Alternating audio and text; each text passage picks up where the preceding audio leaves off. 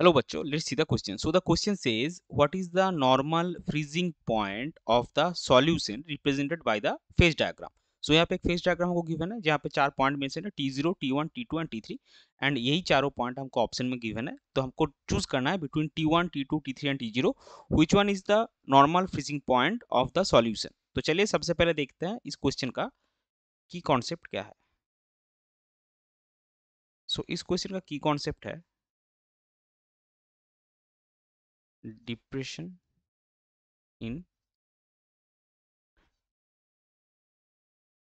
Freezing point. सो इस question को अच्छे से समझने के लिए हम क्या करेंगे, जो फेज डायग्राम क्वेश्चन में गिवन है वो हम यहाँ पे आंसर की जगह एक बार ड्रॉ करेंगे. सो जैसा कि आप इस डायग्राम में देख सकते हैं, तीनों लाइंस हमको गिवन है फेज डायग्राम में. एक सॉलिड का है, एक सॉल्वेंट का है, एक सॉल्यूशन का है.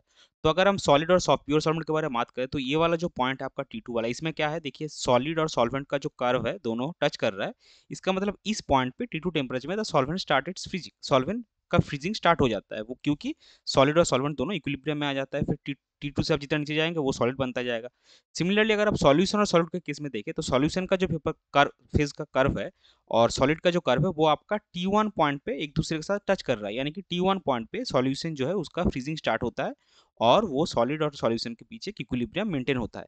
तो उस हिसाब से आपका जो सॉलिड का फ्रीजिंग पॉइंट है, नॉर्मल सॉल्यूशन का जो नॉर्मल फ्रीजिंग पॉइंट है वो आपका हो जाएगा ये T1 वाला पॉइंट. सो आपका करेक्ट ये T1 वाला पॉइंट, सो आपका करेक्ट आंसर हो जाएगा option 1, that is T1. I hope you understood it well. Best of luck. Thank you.